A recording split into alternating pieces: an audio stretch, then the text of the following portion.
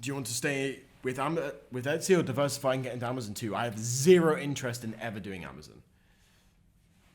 Like zero interest in ever doing Amazon.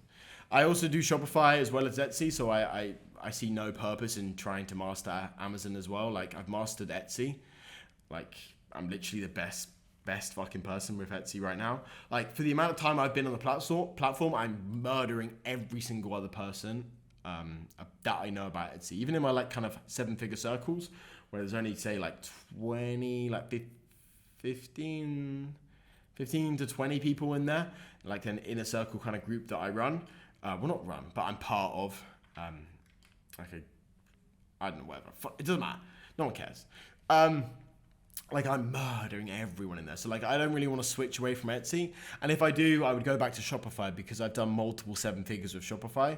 So I know that really well as well. And I'm still running Shopify brands as well. I don't really talk about it a crazy amount because obviously my Twitter following, most of you guys are from there.